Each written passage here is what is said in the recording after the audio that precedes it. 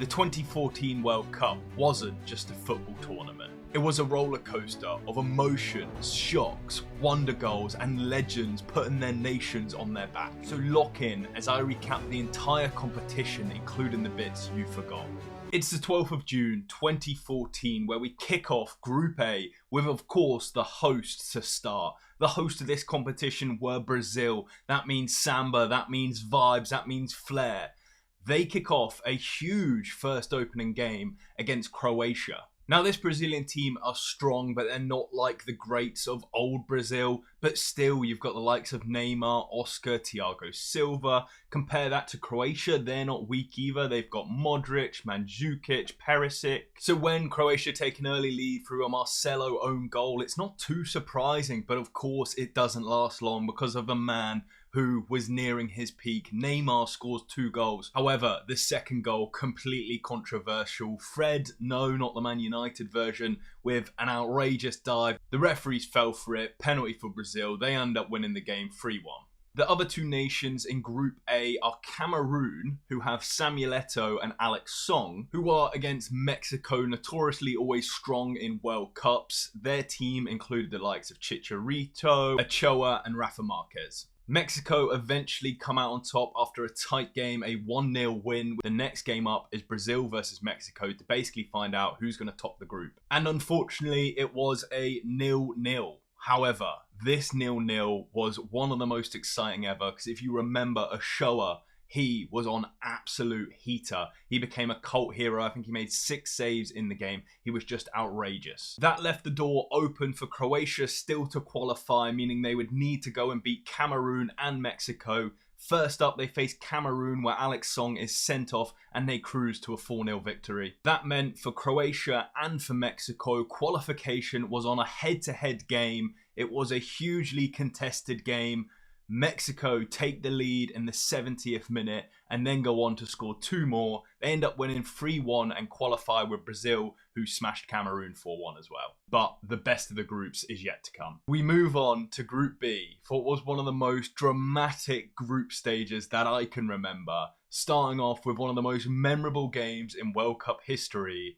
We have Spain, the World Cup champions and the Euros champions, going up against Netherlands, who they beat in the last World Cup final. Spain still have an absolute super team. Just look at it here. Strength absolutely everywhere, even on the bench. When you compare that to the Dutch team, it leaves a lot to be desired. Their attack is formidable. The rest of it, it's not amazing. So when Spain take an early lead for a Xabi Alonso penalty, no one's really surprised. But they are surprised by half-time when Robin van Persie grabs one back with an outrageous header, a diving header that's remembered forever. And that just caused a chain of events where the Dutch team won 5-1 against the World Cup champions. It was so outrageous. Go and rewatch this game. The other two teams in the group are Chile and Australia. Now, they are basically led by 2 superstars for their nation, Alexis Sanchez and Tim Cahill. So it's no surprise, by the 35th minute, they're both already on the score sheet, but by the 90 minutes, Chile end up winning 3-1. Australia versus the Netherlands is next up, a game that's often forgotten, but it had serious class in it. Arjen Robben scores in the 20th minute. Tim Cahill scores in the 22nd minute. You might remember it because it looks a little like this. It was just completely outrageous. I remember the Bogan Aussies commentary over it. It was just a huge time for football. But an even bigger time for Australian football as they go 2-1 up in the 57th minute. But it doesn't last long because by the 90th minute, the Dutch team have won 3-2.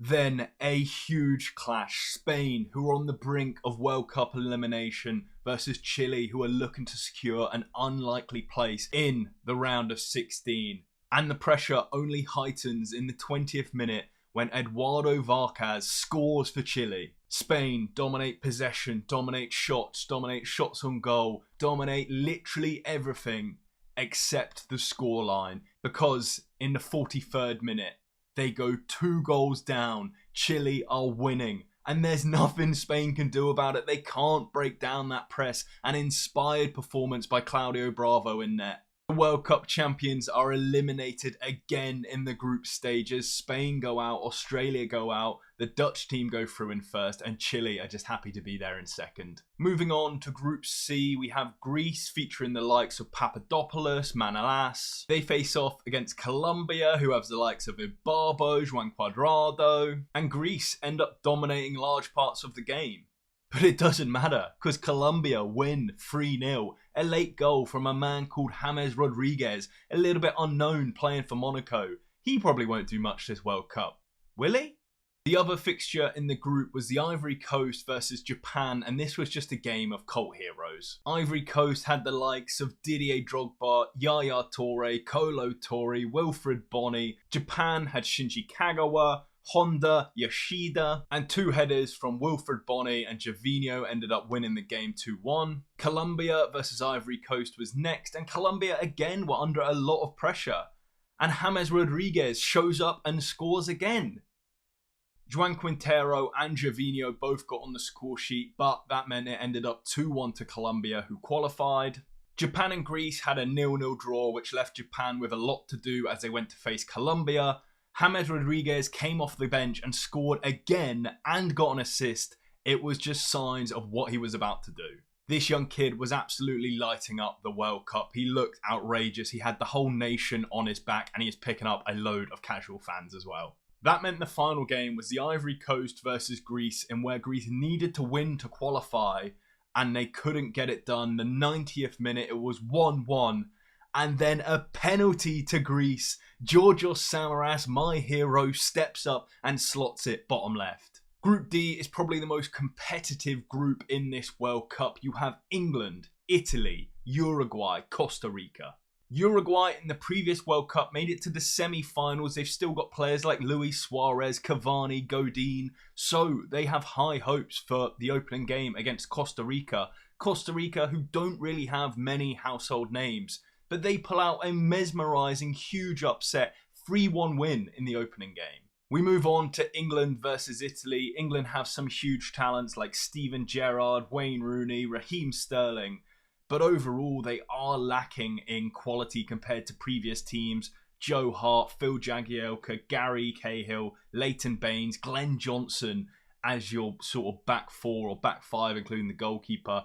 It's just not what England teams used to look like. It's probably one of the worst in recent history. So is it any surprise that Italy, for a Mario Balotelli winner late on, win 2-1? That means the next game for England is against Uruguay, and it is a huge clash because if they lose, they're most likely out of the competition, and the pressure is applied early where Luis Suarez scores in the first half. But that doesn't matter because Wayne Rooney levels it up in the 75th minute as England dominate possession, dominate shots on target. The whole stats are on their side. Luis Suarez scores again. Uruguay get a huge 3 points and England sit on 0 points after 2 games. It therefore looks like a battle between Italy and Costa Rica for who's going to top the group. Now, of course, Italy go into this as favourites, but an inspired performance by Keylor Navas actually gets a 1-0 win for Costa Rica. That meant England were eliminated from the competition, an embarrassing 1 point last place finish for England, which meant Roy Hodgson, the manager at the time, had to resign, otherwise he was getting sacked anyway. With 1 win each, Italy and Uruguay face off head to head to see who's going to get that second place qualification. It's tight, but a mistake from Marquisio gets him a straight red card. It's advantage Uruguay, but they're going to need to go out and win it. And that is exactly what they do. Diego Godin, header from a corner, sends Italy out again in the group stages for a team that featured the likes of Buffon, Bonucci, Chiellini, Buscagli, Marquisio, Verratti, Pirlo, Immobile, Balotelli. It was a serious team, a shock embarrassment. But the Italians felt robbed because 2 minutes before that header, this happened. I mean, it's just unthinkable. Luis Suarez biting Chiellini. Obviously, no VAR or anything like that. Suarez didn't get booked. He didn't get red carded. To be fair to the ref, who would have expected that? Another player biting the opposition.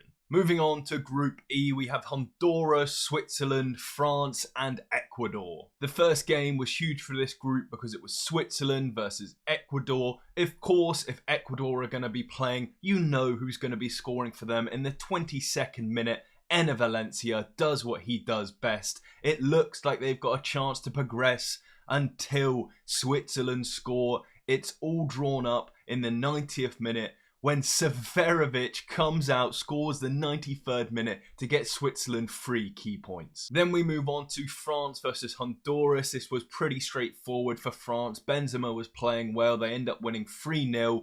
France then go on to play Switzerland, and again, they make light work of it. They end up winning 5-2. This means Ecuador have to get a result against Honduras, and they get it done. It's a tight game, but they win 2-1. That leaves Switzerland requiring a result against Honduras, and they get it done pretty comfortably. A 3-0 win and an outrageous goal from Shaqiri. I mean, just look at that. That's the group done. France progressing first, Switzerland in second, and then, of course, Ecuador and Honduras drop out. Group F was one of the most eagerly anticipated groups of the entire World Cup because it had Argentina with an in-form, arguably the best player in the world, Lionel Messi, trying to carry his country to victory. To partner Argentina, you had Bosnia, Nigeria, and Iran. For the opening game, we had Argentina versus Bosnia. Of course, Argentina were expected to make light work of Bosnia, but it didn't go as easy as you might expect. They end up winning 2-1 with, of course, a Lionel Messi goal. Bosnia got one back late. Moving on, we had Iran versus Nigeria. And surprisingly, it was actually a very close game and it ended 0-0. Next up, we have Argentina versus Iran. Now, this should really be a walkover because Argentina are second favourites. Iran are the least favourites for the entire competition. So can you imagine the surprise when Argentina just cannot break down this team? They look slow, they look awful, but you need a moment of magic. And that's what Lionel Messi brings. In the 90th minute, he tucks away a goal and they get the 3 points. Iranian hearts are broken, but the Messi fans are, of course, loving it. Nigeria versus Bosnia is probably going to be pretty crucial for who qualifies. And Nigeria come out on top, 1-0 winners with a Peter Odemwingie goal. Shout out to him. Then we have Nigeria versus Argentina. Argentina aren't really clicking as a team, and Nigeria are just pace demons. They got Musa, Emenike, Odemwingie, a pure FIFA team. So they stand a chance until the 3rd minute where Lionel Messi scores. But 1 minute later, Musa grabs one back. This ended up being a much tighter fixture. Again, Argentina just aren't clicking, but Messi scores again. Argentina end up winning 3-2 and progressing. Argentina qualify first, and then Nigeria go through in second on 4 points. Group G was a mega clash because you had Germany, who are favourites for the competition, Portugal, who are led by Cristiano Ronaldo, and then you have the USA, who have a really solid team, and Ghana, who had a fantastic last World Cup. And it got off to a belter. Germany versus Portugal to start. And a red card changed this game for Portugal. Do you want to guess who it is? Because it's quite obvious. Of course, Pepe, violent conduct. Müller scores a hat-trick. Germany win 4-0. And Portugal hopes are on the brink of elimination. Ghana versus the United States is next up. And Clint Dempsey scores within 1 minute for the US. But that's not it, because Ghana level it up. It's all square until the 86th minute where America score again and they beat Ghana 2-1. Then it's Germany versus Ghana, and Ghana showed, despite losing the last game, they're not no mugs either. It's a 2-2 draw, which is absolutely key because in the United States versus Portugal game, the United States win 2-1, or they would have won 2-1. Portugal would have been crashing out on 0 points.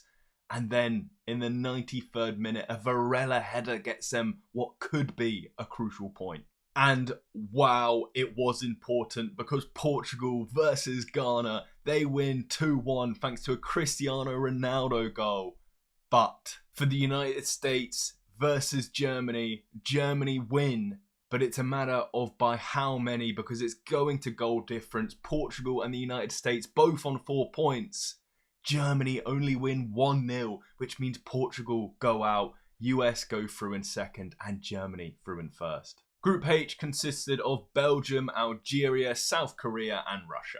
The opening game is Belgium versus Algeria. Belgium, a bit of their golden generation is clearly starting to start. You know, they've got Courtois, Kompany, Hazard, De Bruyne, Lukaku, Dembele, Alderweireld, Vertonghen.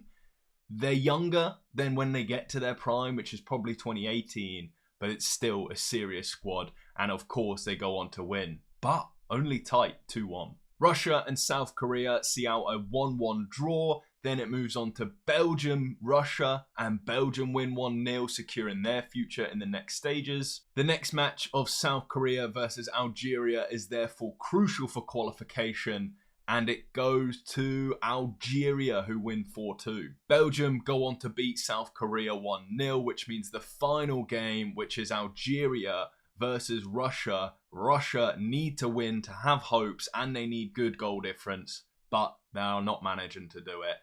Belgium go through in first, Algeria in second. Now that group stage was absolutely fantastic, but it is nothing compared to the chaos and the drama in the knockout stages. Just you wait.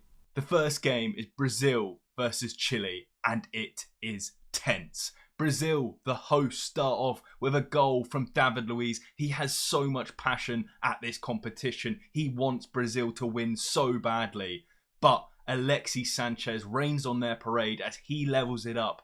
It stays that way until the 90th minute, where Chile hit a long shot and it bounces off the bar. We go to a penalty shootout. Both sides missing crucial penalties, including Alexis Sanchez and Willian.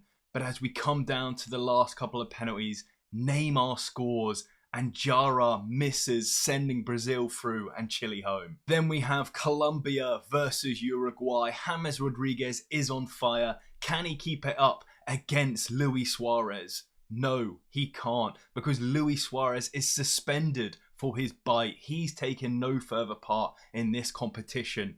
And oh my God, Colombia win, but it's how they win.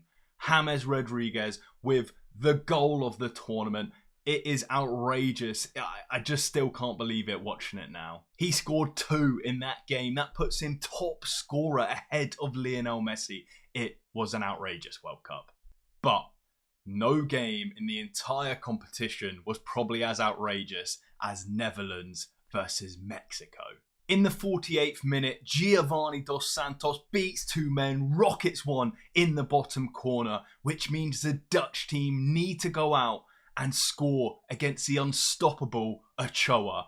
After attack, set piece, they just can't break him down. But then, the 88th minute, corner comes in, it's knocked out. Wesley Sneijder on the half volley, rockets 1 past him, and it gets worse, because 2 minutes later, in the 90th minute, Arjen Robben takes a dive, penalty, Huntelaar scores it, and Mexico heartbreak as they crash out from a pretty blatant dive. Then we have 2 underdogs competing in what is their World Cup final, Costa Rica versus Greece.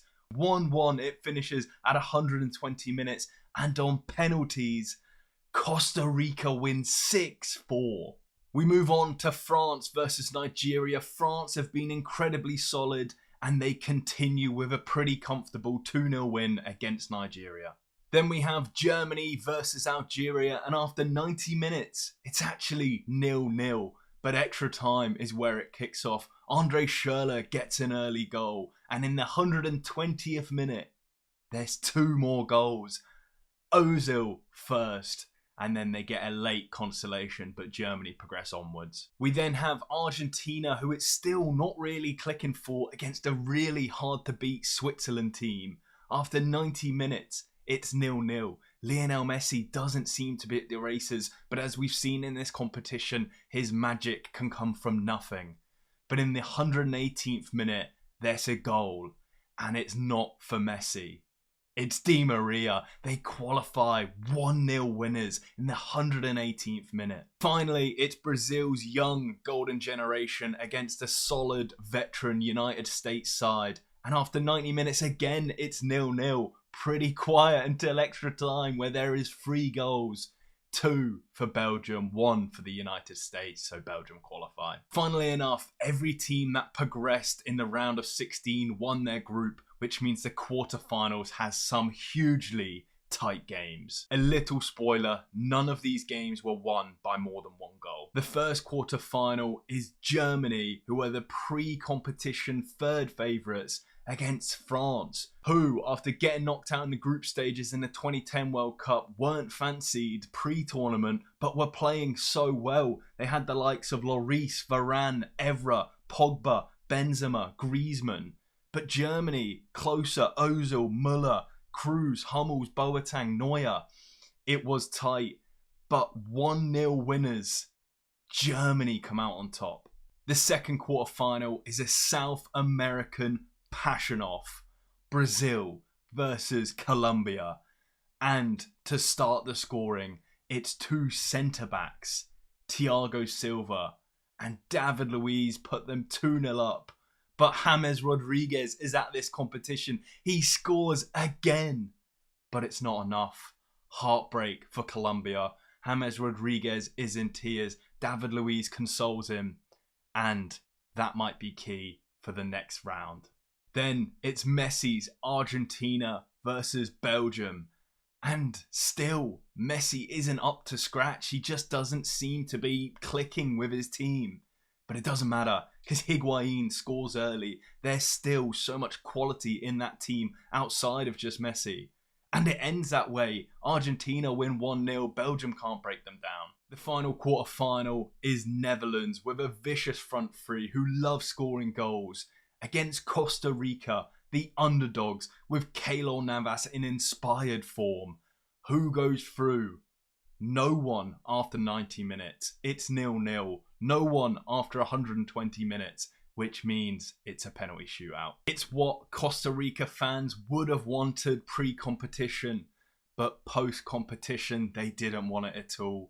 Netherlands win 4-3 on penalties with Brian Ruiz, Costa Rica icon, missing a penalty. If you are enjoying this content, please consider tipping the channel through the Ko-Fi link in the description. It'll help me make more videos like this. If you've not got any money to spend, click subscribe. We're pushing for 3,000 subscribers before the end of the year. Cheers. We move into the semi-finals and they were just absolutely outrageous. Germany face off against Brazil, but Brazil are without their star boy Neymar. He got injured in the previous game against Colombia and is unable to play. The Brazilian team bring out Neymar's shirt as a form of inspiration, and it's fair to say it didn't really work because 11 minutes in, Thomas Müller scored for Germany, and then Germany scored again, and again, and again, and again, and they just didn't stop. It was absolutely unthinkable. Brazil were 7-0 down to Germany in Brazil. It didn't matter that Oscar managed to get a goal back and the game ended 7-1. Brazilian hearts were broken. No, they were smashed beyond repair. This time around, it was David Luiz who was crying. He needed someone to console him. But Germany didn't care. They were through to a World Cup final. In the other semi-final, we have the Netherlands versus Argentina. I'm sure you all know who qualify. I don't know if you remember the result, but it was 0-0. It went down to penalties. And after a goalkeeping masterclass, Argentina qualify. Then we had that final. Germany versus Argentina. I'll read the team sheets. Neuer, Lahm, Hummels, Boateng, Howardez, Schweinsteiger, Kroos, Kramer, Müller, Klose, Ozil versus Argentina, who had Romero, Zabaleta, Garay, De Michelis, Rojo, Mascherano, Biglia, Lavezzi, Messi, Perez and Higuain. This was Messi's chance to win it all.